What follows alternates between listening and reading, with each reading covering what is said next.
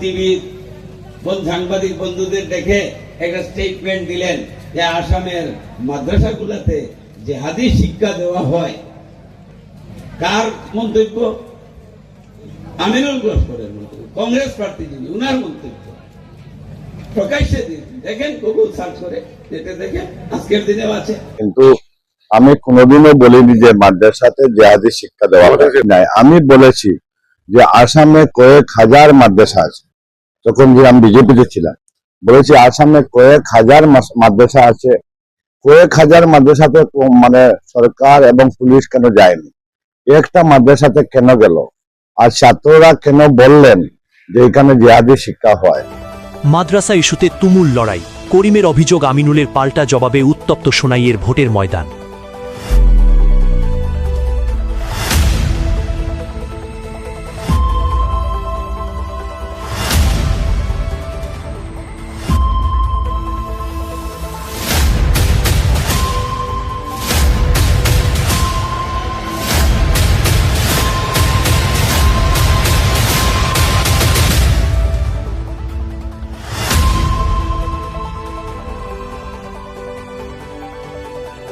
সোনাইয়ে ভোটের আগে বিস্ফোরক লড়াই, মাদ্রাসা ইস্যুতে তুমুল সংঘর্ষ। সোনাই বিধানসভা কেন্দ্র এখন সরগরম রাজনৈতিক বাকযুদ্ধে।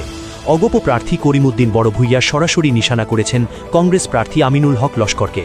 তার অভিযোগ, একসময় আমিনুল মাদ্রাসাগুলোতে জেহাদি শিক্ষা দেওয়া হয় বলে মন্তব্য করেছিলেন, যার জেরে সরকার তদন্ত শুরু করে এবং শেষ পর্যন্ত 2020 সালে বেসরকারি ছাড়া 520টি সরকারি মাদ্রাসা বন্ধ হয়ে যায়। এই ইস্যুকেই হাতিয়ার করে করিমউদ্দিন নির্বাচনী ময়দানে আক্রমণের ঝড় তুলেছেন। কিন্তু পাল্টা জবাবেও এক চুল ছাড় দেননি আমিনুল হক লস্কর। তিনি স্পষ্ট জানিয়েছেন এ ধরনের মন্তব্য তিনি কখনো করেননি। বরং তার বক্তব্য ছিল, কিছু মাদ্রাসায় কেন পুলিশ যায় এবং কেন এমন অভিযোগ ওঠে তা নিয়ে প্রশ্ন তুলেছিলেন তিনি। পাশাপাশি তিনি জোর দিয়ে বলেন, কোনো মুসলমানই চায় না মাদ্রাসায় জেহাদি শিক্ষা হোক, আর যদি কোথাও এমন কিছু প্রমাণিত হয় তা বন্ধ হওয়াই উচিত। এখানেই থেমে থাকেননি আমিনুল। তিনি সরাসরি আক্রমণ করেছেন শাসক দল বিজেপি ও মিত্র জোট অগপকে। অভিযোগ তুলেছেন flyover, smart city, logistic park থেকে শুরু করে বেকারত্ব দূরীকরণ সবই ফাঁকা প্রতিশ্রুতি। তার দাবি, এবারের নির্বাচনে কংগ্রেসই সরকার গঠন করবে। সব মিলিয়ে সোনাই এখন শুধু ভোটের লড়াই নয়, এটা পরিণত হয়েছে অভিযোগ বনাম পাল্টা অভিযোগের এক তপ্ত রাজনৈতিক রণক্ষেত্রে। ভোট যত এগোচ্ছে ততই বাড়ছে উত্তাপ। টিভির সাংবাদিক বন্ধুদের দেখে একটা স্টেটমেন্ট দিলেন যে আসামের মাদ্রাসাগুলোতে যে হাদিস শিক্ষা দেওয়া হয়। কার মন্তব্য? আমিনুল লস্করের মন্তব্য, কংগ্রেস প্রার্থী যিনি, উনার মন্তব্য প্রকাশ্যে দিয়েছেন। দেখেন, গুগল সার্চ করে যেতে দেখেন, আজকের দিনেও আছে।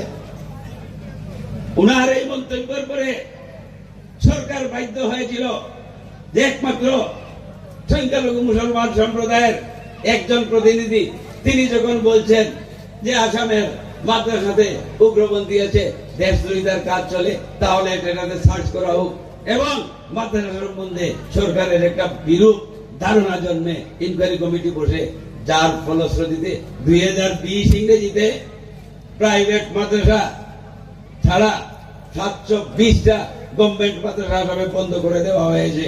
তার পরবর্তীতে 2021-এ নির্বাচনের পরে যখন আমি বিধায়ক হই, তখন দেখি একটা মাদ্রাসা ভেঙে দেওয়া হয়েছে নগাঁওতে, একটা বঙ্গাইগাঁওতে।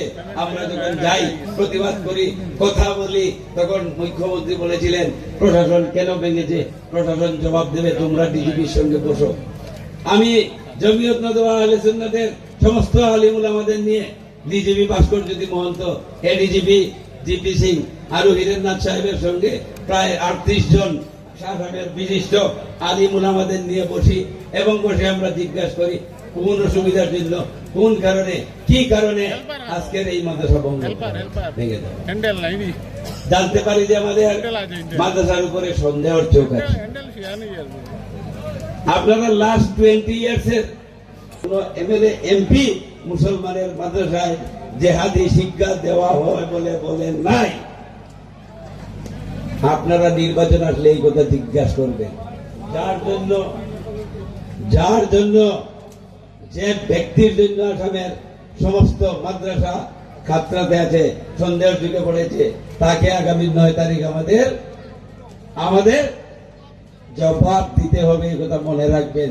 আমি যখন হিন্দু ভাইদের বলি, আমার বিজেপি আরএসএস এর অনেক বন্ধু আছেন যে লোকটা তো এত মাদ্রাসা মসজিদের বিরুদ্ধে কথা বলে, আপনারা কেন ওনাকে ডেপুটি স্পিকার থেকে মন্ত্রী বানালেন না? ওনারা বললেন, যে লোক নিজের মাকে, নিজের বাবাকে, নিজের ধর্মকে সম্মান করে না, ও কিভাবে আমাদের ধর্মকে সম্মান করবে? ও তো আমাদের জন্য একটা আপদ হয়ে গিয়েছে। এই ধরনের বিভিন্ন কাজ আছে। উনি হিন্দুকে সাথে দেখানোর জন্য না বলে না কয়ে মন্দিরে কখনো ঢুকে পড়তেন, তারপরে শুদ্ধিকরণ করাতে হতো। করিমউদ্দিন বড়ভুইয়া কি বলছেন বলতে আমি এটা জানি না, কিন্তু আমি কোনোদিনও বলিনি যে মাদ্রাসাতে জেহাদি শিক্ষা দেওয়া হয় নাই। আমি বলেছি যে আসামে কয়েক হাজার মাদ্রাসা আছে।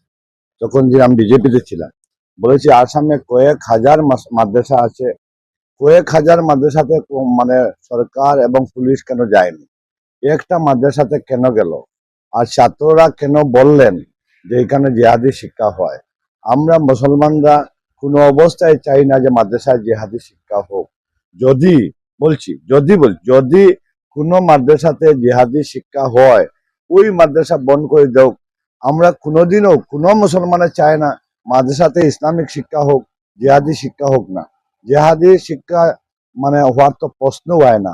আর আমি সারা মাদ্রাসাতে জিহাদি শিক্ষা হয় ওটা বলারও প্রশ্ন হয় না। স্টার ক্যাম্পেইনার আপনার এখন পর্যন্ত কানাইয়া কুমার আসতেছেন, প্রোগ্রাম আছে 6 তারিখ। জনসাধারণ তো এবার কংগ্রেসের পক্ষে ভোট দিবে, কারণ এবার আসামে কংগ্রেসের সরকার হবে।